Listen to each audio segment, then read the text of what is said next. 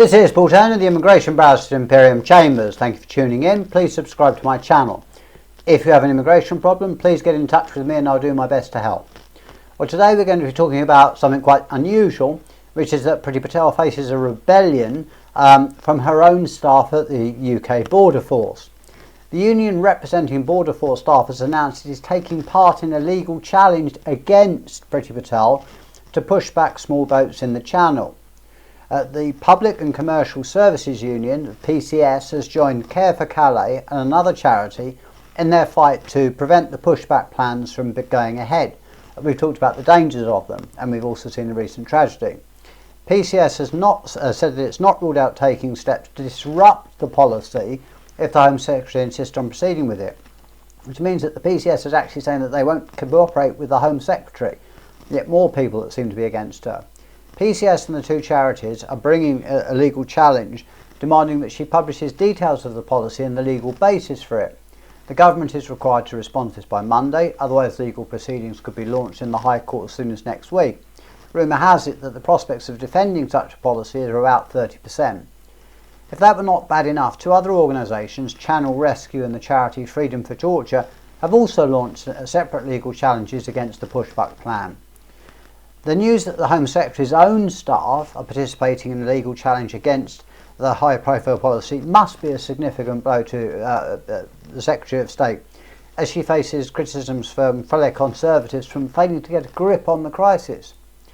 To make matters worse for the reputation of the UK and the Secretary of State, the UK was disinvited to a conference with interior ministers from other European countries. It is understood that the Prime Minister himself is increasingly concerned about the Secretary of State's failure to get a grip of the problem. This obviously follows on from the huge personal tragedy of the 27 people who drowned after their dinghy sank in the Channel, which is the largest loss of life recorded since the small boats crossing crisis began. As I mentioned earlier, interior ministers from France, Netherlands, Belgium and the European Commission are to meet on Saturday to discuss the small boat crossings. However, we won't be there, largely due to Boris Johnson deciding to publish a letter on Twitter to President Macron where he basically blamed the French for the whole problem. Not again the cleverest move, one might think, especially if you're trying to get cooperation from the French, and not with the French election coming up this year. But then, who's ever said that Boris Johnson's the clear sharpest tool in the box? In short, there have been enough people that are outside the Home Office criticising the Home Office.